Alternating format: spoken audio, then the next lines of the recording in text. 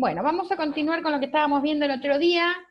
Habíamos llegado a la conclusión, chicos, que el centro de masa era el único punto respecto al cual el sistema tenía un momento de primer orden, o sea, un momento estático nulo, ¿sí? Y yo les dije que cualquier eje que pasara por el centro de masa iba a tener un momento estático respecto a ese eje, también que va a ser nulo, por supuesto. Entonces uno puede a priori identificar cuál es el eje que contiene el centro de masa si las figuras tenían un eje de simetría, por ejemplo, ¿sí? Porque ya si hay un eje de simetría, sabíamos que el centro de masa va a estar sobre ese eje, y por lo tanto, respecto a ese eje, el momento estático ya sabemos que va a ser cero.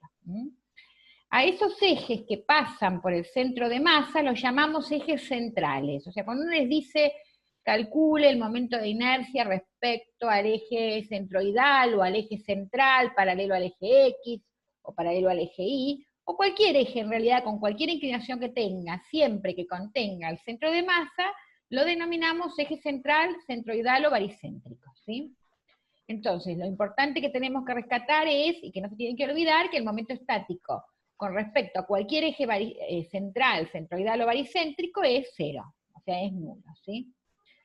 Y también es cierto la recíproca, o sea, el momento con respecto a un eje es nulo si, solo si ese eje es un eje central o centroidal, o sea, es de ida y vuelta, digamos, sí, es una relación sí y solo sí. Vamos a ver cómo hacemos para calcular el centro de masa de sistemas que no están en la tabla. Yo el otro día les compartí una tabla que teníamos en la cátedra, que es esta que está acá, que hay un montón de superficies, rectángulos, paralelogramos, triángulos en distintas posiciones, círculo, cuarto de círculo, trapecio, medio círculo, un sector circular, o sea, un montón de superficies de las más conocidas. Y para todas ellas tenemos en la primera columna los centros de masa, por supuesto referidos a los ejes X, Y, que están dibujados acá en esta figura, ¿sí? Cuando no está la figura que nosotros queremos buscar en esta tabla, obviamente no es que no se pueda resolver el ejercicio y no se pueda buscar el centro de masa. Lo vamos a hacer, pero por descomponiendo esa figura en cosas conocidas, ¿sí? Por ejemplo, acá tenemos un área A, y este área obviamente no está en esa tabla. Entonces, si uno quiere calcular el centro de masa, busca, a veces hay más de una opción, traten siempre de buscar la más sencilla, la que tenga menos cantidad de figuras, para que tengan menor probabilidad de equivocación, ¿sí? Entonces lo que hacemos es buscar superficies que sí estén en la tabla. Entonces, por ejemplo, acá tenemos un área que yo la puedo pensar descompuesta en un rectángulo que tendría una base que sería esta medida y una altura que sería esta, y un triángulo que tiene una base y una altura. O sea, esta figura la pensamos como suma de dos áreas, digamos, un área 1, que es el rectángulo, y un área 2, que es el triángulo. Y lo que hacemos es, en definitiva, transformar este sistema que teníamos original en un sistema pensado como si fuese de masas concentradas, ¿sí? O sea, lo que vamos a hacer es, en el centro de masa del rectángulo de la primera figura, la que yo llamé A1, en el centro de masa, que sería este C1, que bueno, en un rectángulo directamente está en la mitad de la base y la mitad de la altura. Igualmente eso, por supuesto, lo tienen acá en esta tabla, cuando tienen el rectángulo. Acá, por ejemplo, ven, tienen un rectángulo en el renglón 8, y les dice que el X del centro de masa es B sobre 2, o sea, que estaría ubicado en esta línea, en B sobre 2, y en H sobre 2. Entonces ahí tendríamos los ejes que llamamos centrales. En la mitad de la base y la mitad de la altura. Entonces, bueno, eso es lo que está indicado en esta figura como C1, ¿sí? Y el C2 también, este C2 lo tendría que buscar en la tabla. En la tabla el C2, que es el centro de masa de un triángulo, está siempre en la tercera parte de la luz y la tercera parte de la altura en este tipo de triángulo, siempre respecto de este ángulo recto. Eso también, ahora yo se los digo porque uno está acostumbrado a usarlo, ustedes al principio vienen y lo buscan en la tabla. Si buscan este triángulo, sería el 6, ¿ven? El que se parece a ese que teníamos marcado en el apunte, y ven que acá dice que está el h a b sobre 3, eso quiere decir que yo tengo que dividir esto, y a b sobre 3 del origen poner el i central, y a una altura, a un IC, h sobre 3, que sería la tercera parte del h, pongo el i central, ¿sí? Y ahí tendríamos los ejes centrales paralelos a los x y dados, y ese sería el centro de masa, ¿tá? Entonces, eso fue lo que yo hice acá. Dividí esta figura en dos figuras conocidas y busqué el centro de masa de cada una de esas figuras. Entonces después asumo que en el centro de masa del rectángulo está concentrada la masa del rectángulo, que es el área, porque nosotros estamos buscando el centroide, el centro de masa de un área. O sea, B por H. O sea que acá hay una masa B por H. Y acá hay una masa que sería la B del triángulo por la altura del triángulo dividido 2. O sea, concentramos las áreas, en este caso, porque las masas en este caso son áreas, porque estamos buscando el centroide de un área, en los centros de masa de cada una de las figuras conocidas. Y una vez que tenemos esto, directamente el centro de masa lo buscamos como si fuese discreto, chicos, con la formulita que vimos al principio de todas. La que dice que el centro de masa, esta, que el centro de masa es el momento estático respecto al eje Y dividido el M, el X del centro de masa, y el Y del centro de masa es el momento estático respecto al eje X dividido el M. O sea, hacemos el área por el X del centroide de una, más el área 2 por el X del otro centroide, dividido la suma de las áreas, ¿sí? Porque acá nosotros tenemos como área, sería el caso, que está igual explicado acá, este sería el de superficie, sistemas superficiales, ¿sí? Lo que pasa es que esto nosotros lo transformamos de ser una integral curvilínea, de ser una integral de una región continua, a algo conocido que ya tenemos tabulado, pensándolo como un sistema discreto.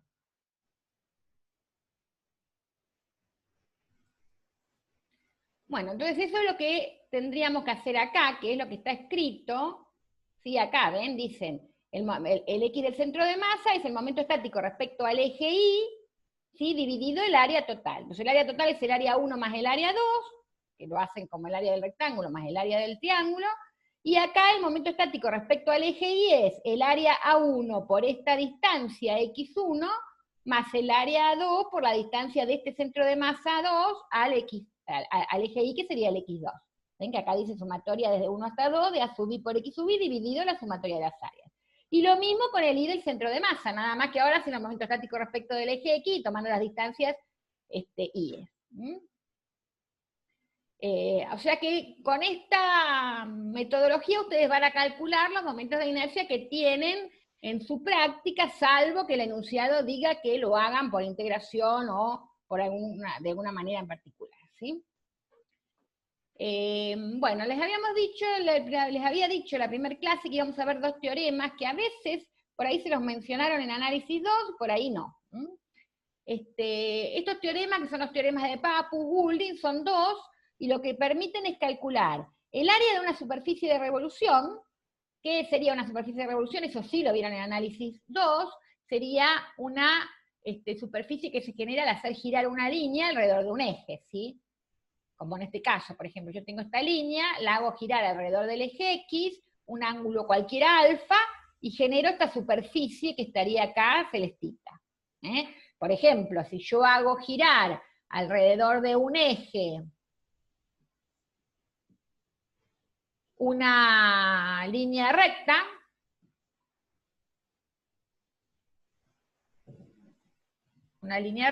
pongámosle esta, y la hago girar alrededor del eje, ese que está indicado en rojo, obviamente lo que yo genero acá es una superficie que es el cono. Estamos hablando de la superficie, ¿sí? O sea, de la cáscara de ese cono, ¿sí? Digamos. Bueno, eso sería una superficie, un área de una superficie de revolución. Entonces, un teorema permite calcular eso, el área de una superficie de revolución, y el otro teorema, que es el que yo llamé teorema 2, por llamarlo, por darle un número, no es que se llamen teorema 1 y teorema 2, son dos teoremas, el otro teorema permite calcular el volumen de un sólido de revolución, que ustedes también calcularon volúmenes en análisis 2, pero los calcularon haciendo una integral triple. Bueno, acá no. Acá lo que vamos a hacer es aplicar este teorema, para calcular un volumen, por supuesto, de un sólido de revolución, que sería aquel que se obtendría cuando uno hace girar alrededor de una línea un área, ¿sí? Un área plana. O sea, yo para, por ejemplo, obtener el cono, lo que hago girar, en lugar de ser una línea, como en este caso, sería, si yo quiero obtener el cono completo, lo que hago girar sería una superficie triangular. Hago esta así, por ejemplo, ¿está? Ahí, y toda la superficie esta, la hacemos girar alrededor de este eje, igual que antes, eso no cambia, y ahora como son todos los puntos los que giran, ahí sí obtenemos un cono, queda todo lleno adentro, digamos, y entonces tenemos un cono que es un volumen. Entonces, con un teorema vamos a calcular esta superficie y con otro vamos a calcular el volumen. Entonces, ¿qué es lo que hacemos para ver qué dice el teorema de Pappus? Por ejemplo, yo acá tengo dibujada una superficie, una línea gamma en el espacio, contenida en el plano XY, por comodidad para la explicación, ¿sí? Y la hago girar alrededor del eje X un ángulo alfa. Entonces, imagino una partición de esta línea, y ven que consideré un elemento diferencial de línea, que es un diferencial de arcos, ¿sí? El ds este chiquitito. Y lo hago girar alrededor del eje X, y entonces se me genera esta superficie verdecita que está acá, ¿sí?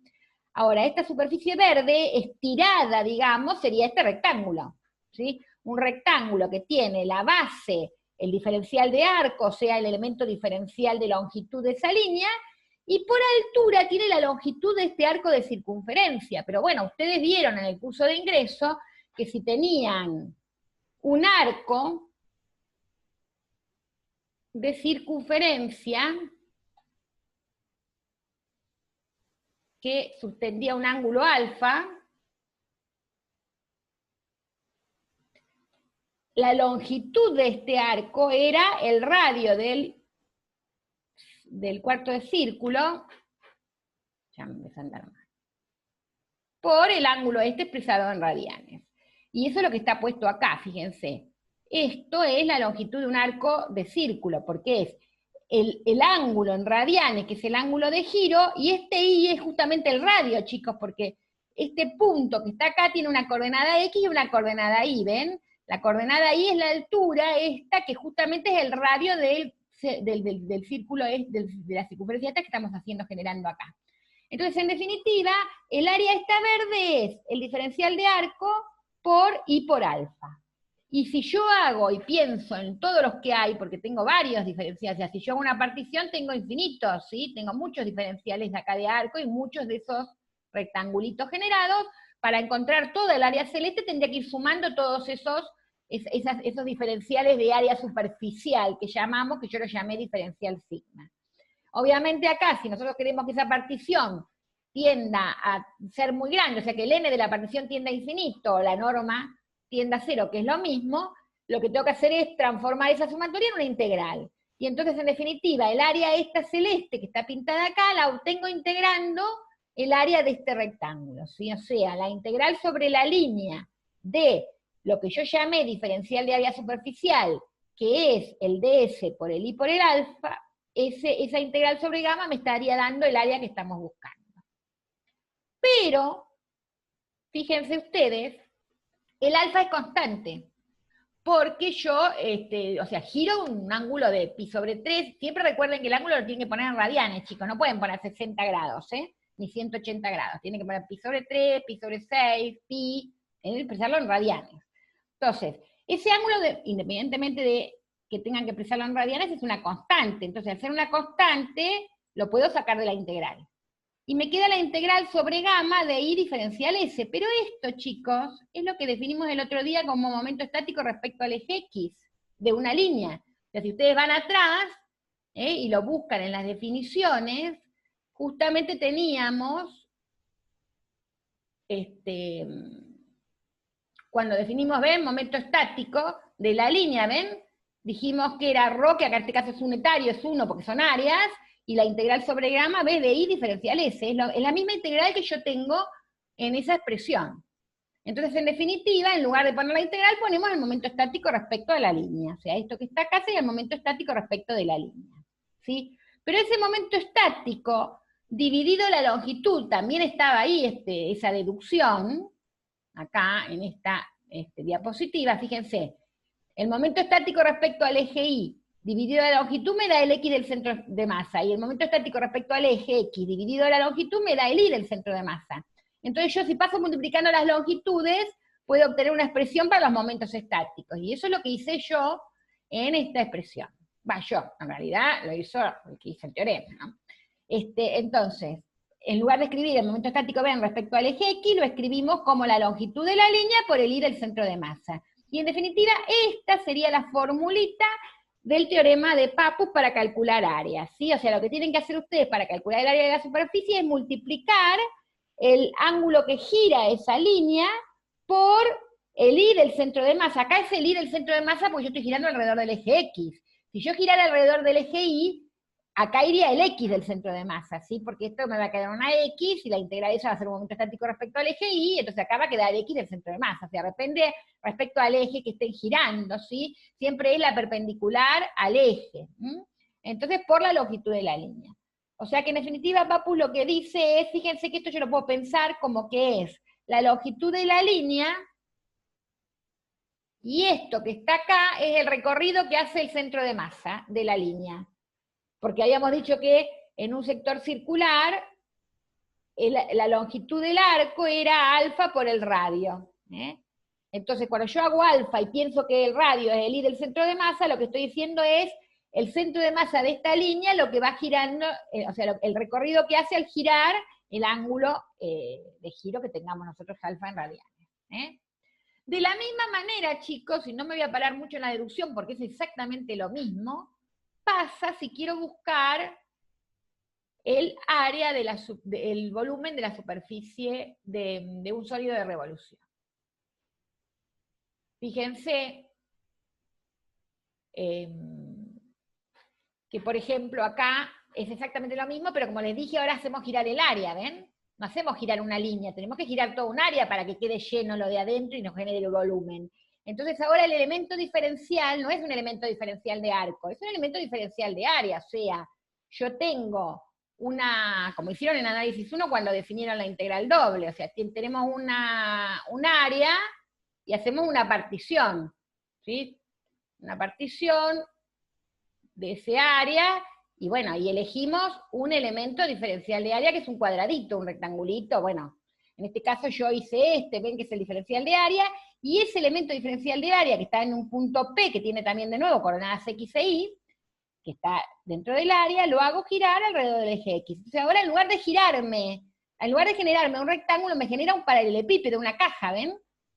Que tiene un determinado volumen. Y el diferencial de volumen de este área sería el área de la base, que es el diferencial del área que yo hice girar, por esta altura. Y esta altura vuelve a ser igual que antes, chicos, la longitud del arco de círculo, ¿sí? Profe, ¿le puedo hacer una consulta? Sí, sí.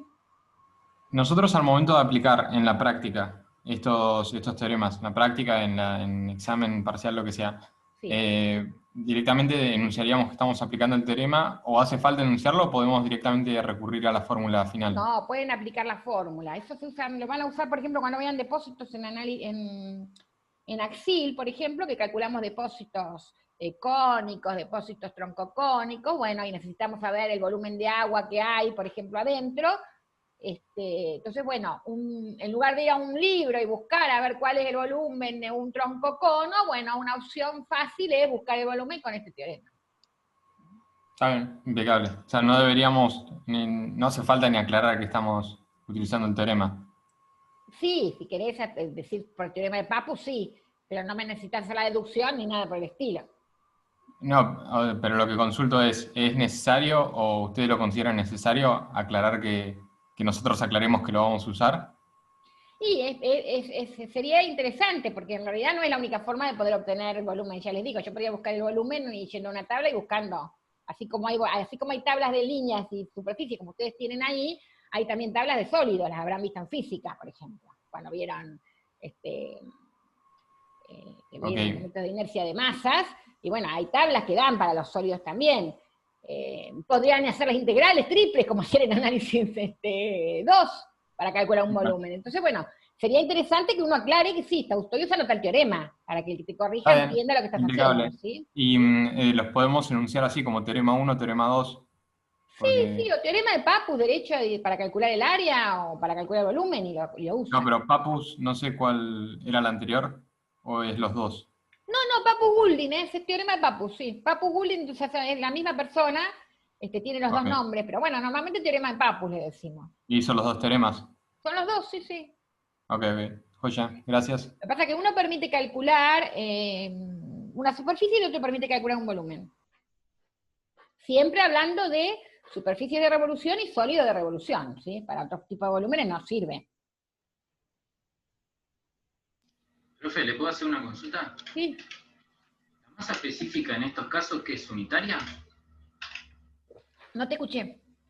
La masa específica o la densidad. Sí, el otro día lo dijimos, porque estamos trabajando, cuando uno calcula el centro de masa de áreas o volúmenes o líneas, nosotros calculamos de áreas y líneas, no, de volúmenes no.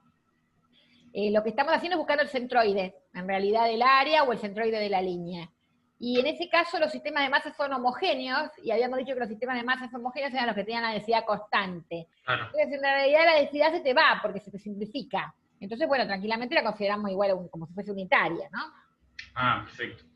Sí. En realidad se simplifica porque cuando vos haces el momento estático dividido el área, en las dos aparece la densidad, y como es constante, que esa es la definición de sistema homogéneo, se anula. Se cancelan. Claro. Perfecto, gracias. Entonces, procediendo de la misma manera, chicos, el volumen de esto, el diferencial de volumen de este elemento diferencial del elemento diferencial de volumen es el área de la base, que es el diferencial del área, por la longitud del arco que describe ese diferencial de área. Que de nuevo es lo mismo que antes, es I por el ángulo descrito. Entonces, pasa lo mismo que antes. Cuando yo quiero integrar, en realidad yo tengo ese elemento, tengo otro acá al ladito, que me vuelve a hacer un volumen, ¿se entiende? Tengo otro por acá, y así con todos esos elementos diferenciales iguales a esto, voy llenando el volumen. Yo tendría que ir sumándolos todos, y esa sumatoria haciendo que tiendan a cero la partición, la norma de la partición tienda a cero, que sea infinito el n, que es lo mismo, tienda a n la cantidad de particiones, de elementos de la partición, transformamos esa sumatoria en una integral. Y terminamos integrando de nuevo, ¿sí? El diferencial alfa por i, el diferencial área por i por alfa. De nuevo el alfa sale de la integral porque es una constante, y nos queda de nuevo esta expresión, que es lo mismo que antes, es, como estoy integrando la distancia i, que es la distancia del eje x, sobre el diferencial por el diferencial de área sobre el área, ese es el momento estático del área respecto al eje x, ¿sí? Y eso, que es el momento estático del área respecto al eje x, en definitiva es el i del centro de masa por el área. Y en definitiva sigue siendo la misma fórmula que antes. Fíjense que esto no cambia. Lo único que cambia es que este i del centro de masa del área ahora, ¿no? Porque no es una línea, ¿eh? Pero de nuevo, multiplicando el área que hacemos girar por la distancia que recorre el centro de masa del área, al girar ese ángulo alfa, tenemos el volumen. Entonces, con eso podemos calcular los volúmenes de sólidos de revolución.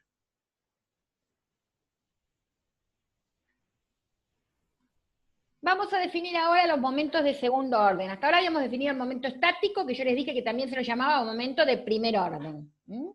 Y que teníamos que el momento estático era respecto a planos coordenados cuando estábamos en el espacio, y respecto a ejes. Sí, ¿me hacían alguna pregunta, chicos? Pregunta con Sí, yo también creo. Momento estático, que hay algo que me quedó como medio colgado, que quizás no lo entendí muy bien. Sí. Cuando nosotros calculamos el momento estático, lo calculamos, o sea, se puede calcular desde cualquier punto, ¿no? Pero no, lo que hacemos... El momento estático no se puede calcular respecto de cualquier punto. Si te dicen calcular el momento estático respecto a tal eje, lo tenés que calcular respecto a donde te piden. Si vos vas a usar el momento estático para ubicar un centro de masa, ¿sí? Ahí sí, vos elegís el eje que vos quieras, porque el sistema de referencia puede ser cualquiera, y el centro de masa no te va a cambiar, ¿entienden? Claro, sí. A lo sumo es el corrimiento después, dependiendo de dónde. Sí, o sea, depende qué eje tomes vos de referencia para calcular el momento estático, estás dando la distancia del centro de masa de tu figura a ese eje, digamos. Claro, claro, sí. Entonces, bueno, eso sí uno lo puede cambiar. Ahora, si yo te digo calcular el momento estático respecto al eje X, vos tenés que hacerlo respecto al eje que yo te pido. Claro, ahí es la distancia al centro de masa, en I por la masa del área, y claro, no es siempre... Siempre es el producto de las distancias al eje, o sea, normales al eje, por Claro. las masas, digamos, ¿sí? Que pueden ser áreas, pueden ser líneas, pueden ser volumen. Claro, sí. Perfecto. Gracias, profesora. Me había quedado... Bueno, pero son momentos de Yo primer orden. Perfecto. Tenía otra consulta, Claudio.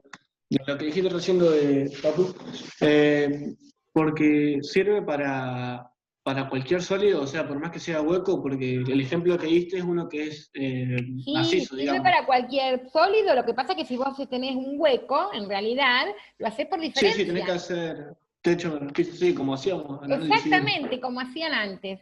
Lo que pasa es que acá no lo vas a hacer como diferencia, lo vas a hacer como, por ejemplo, si yo te pongo,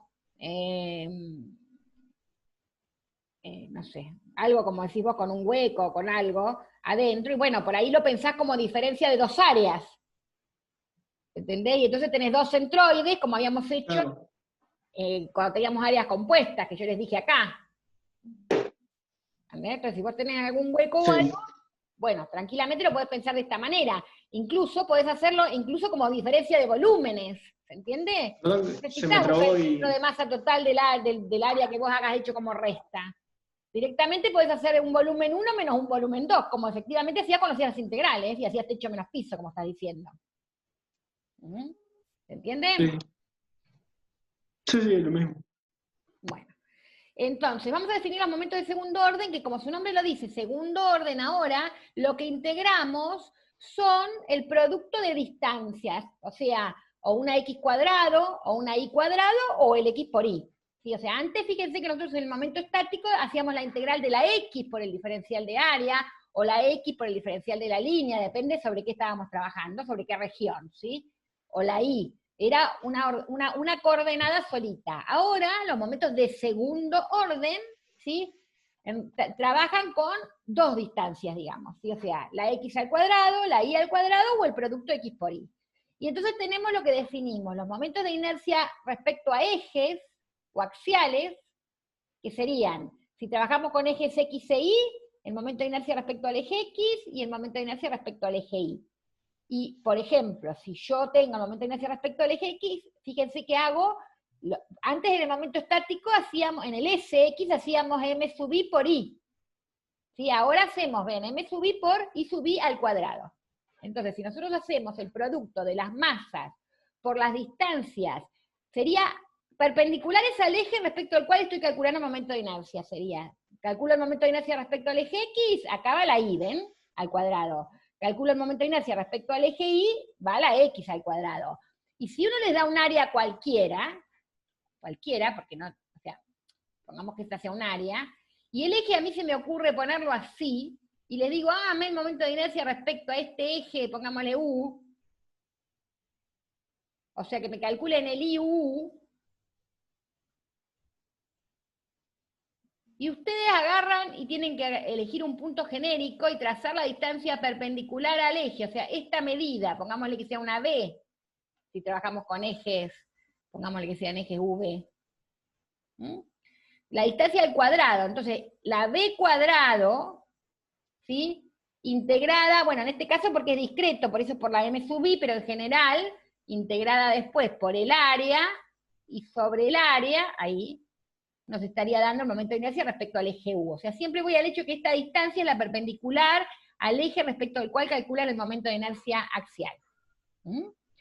Entonces tenemos, si son discretos, es como antes, el M sub I por el I cuadrado, y si son continuos, transformamos esta sumatoria en una integral, e integramos la I cuadrada, y en lugar de trabajar con los M sub I, trabajamos con los diferenciales de masa, ¿sí? Y fíjense que ya acá ni siquiera pusimos el ρ, porque estamos hablando ya de sistemas planos, y trabajamos con áreas y líneas. Por eso es que acá no apareció el ρ para nada, pero si no, en general, no se olviden que también tendríamos que tener el ρ acá. Pregunta es, si no hay corrimiento en X. ¿Alguna pregunta, chicos? No, disculpe, estaba hablando con un compañero sobre el No, ejercicio. pensé que me querías preguntar algo. Y bueno, respecto al eje Y es lo mismo, pero fíjense que cambia la distancia que va al cuadrado. Eso tiene que ver con los ejes, ¿sí? Siempre es la perpendicular, ¿sí? O sea, si este es el eje X, y yo tengo un punto cualquiera, la distancia perpendicular al eje es la del Y. Entonces, respecto al eje X, va la Y al cuadrado. Y respecto al eje Y, como la distancia perpendicular es la X, ven, va la X al cuadrado. Esos serían los momentos axiales o de inercia respecto a ejes. Y el momento de inercia centrífugo, que sería que por ahí alguien andaba preguntando en la práctica, por lo que vi yo en el foro, en los momentos de inercia centrífugos también se los llama productos de inercia. O sea, decir momento de inercia centrífugo y decir producto de inercia es lo mismo, y es la integral, o bueno, cuando es un sistema discreto, el producto de las masas y fíjense que acá también hay dos distancias, pero ahora no es la misma distancia. A ver, acá tengo Y, por eso queda Y cuadrado, acá tengo X por X, queda X cuadrado. En cambio acá, en el momento de inercia centrífugo, o producto de inercia, que también se llama, tenemos la multiplicación de la X por la Y. Y cuando hacemos con una región continua, la integral sobre la región del producto X por Y. Y el momento de inercia polar, que es otro, o sea, todos estos dos, y todos son momentos de segundo orden, chicos. O sea, cuando uno les dice que calculen los momentos de segundo orden, tiene que calcular estos tres seguro. O sea, en la práctica, cuando les digan momentos de segundo orden, estos tres son seguros.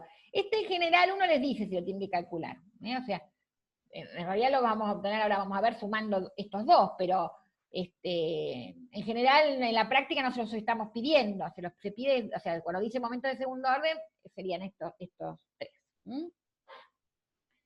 Pero también es de segundo orden. Bueno, este tercero, que es el momento de inercia polar, es respecto a un punto. Ya no es respecto ni a un eje, ni es el producto de inercia como es respecto a un punto. Cuando uno dice momento de inercia polar, tiene que tener un punto de referencia, o sea, respecto al punto O, respecto al centro de masa, puede ser respecto a un punto B, cualquiera en realidad puede ser el punto, ¿sí? Y es la integral sobre la región, de la distancia del punto, o sea, de un punto cualquiera de la región a ese punto que estamos calculando. Por ejemplo, si yo tengo que estoy trabajando con los ejes X e Y, XY, y tengo acá la masa, M sub I, y calculo respecto a este punto O, es esta distancia la que tengo que integrar. La distancia del punto al punto respecto al cual yo estoy calculando el momento de inercia polar. Y esta R, como sabemos bien por Pitágoras, es el X al cuadrado más el Y cuadrado es el R cuadrado. Y como este es el R cuadrado, como esto es X cuadrado más Y cuadrado, si uno piensa así y lo reemplaza, termina sumando estos dos, porque nos queda M sub I por X cuadrado, que es y M sub I por Y cuadrado, que es sumados. Por lo tanto, en definitiva, es IXX, que es el axial respecto al eje X, más el Y. Ya sea que trabajemos con discretos o con sistemas continuos. Eso está puesto después en la próxima diapositiva. Una consulta. Sí. En la práctica no hayamos tenido que integrar en ningún caso, o sea, yo en un ejercicio tuve que integrar, pero lo podía hacer por tabla. Y por eso ustedes acá, chicos, en el apunte que yo les hice de ejemplos, tienen un ejemplo. En este que tienen acá resuelto, tienen tienen uno para integrar, que yo les hice, el segundo ejercicio, ven, lo resolví por integración. En este estamos buscando, por ejemplo, el centro de masa, y lo resolví por integrales. O sea, el centro de masa, el momento estático respecto a este eje, y bueno, cuando hice el momento estático respecto a este eje, tengo que integrar la distancia sí es. Entonces tuve que hacer el I de este punto menos el I de este, que fue lo que hice yo. Bueno, primero busqué el área, lo busqué como una integral simple. ¿Quieren hacerlo como una integral doble? Es más fácil. O sea, ustedes tienen realmente facilidad para integrar la integral doble. Todo el mundo hizo análisis 2 a esta altura del partido. Plantearlo como una integral doble es más fácil. Con la integral simple tienen que tener cuidado, chicos, y por eso yo lo dejé resuelto acá, porque ven que lo que tienen que integrar son las rayas, X raya e Y raya, que serían el centro de masa del elemento diferencial de área que ustedes planteen, que puede ser así o puede ser así. Ustedes saben de análisis 2 que ustedes pueden trabajar con elementos diferenciales de área verticales y trabajar con un diferencial X, o pueden trabajar con elementos de área horizontales y trabajar con diferencial I. Eso, como ustedes gusten, como sea más fácil de acuerdo al ejercicio y las funciones que tengan. Pero lo importante es que lo que tienen que integrar, cuando uno integra y dice que el momento estático, por ejemplo, el Fx, decimos, es la integral sobre el área de I diferencial área, bueno, lo importante es que si ustedes lo hacen por integración, esta I es la I, por eso le puse acá yo sombrerito, la del centro de masa del elemento diferencial del área, o sea, la que está en el punto medio. Que, por ejemplo, si yo calculo acá, respecto a este eje, ojo, porque esta I raya, ¿ven? No es la I de ninguno de los dos puntos, ni del techo ni del piso. Es la I promedio. Entonces la tienen que calcular. Sería el punto medio que está entre este y este. O sea, sería este valor más este dividido 2, el que me daría esta altura I raya. En cambio, la X raya sí es la X del punto, porque ahí estamos en el mismo punto. No tenemos esta, como en este caso la altura. Si eligen al revés, obviamente el elemento horizontal es al revés. La que tienen que hacer el promedio es la X raya, y la Y raya queda como I. Tengan cuidado con eso si lo van a resolver por integral simple. Si lo resuelven por integral doble, no, Si ustedes resuelven el momento estático respecto al eje X por una integral doble, derecho lo hacen, Ponen acá I, y acá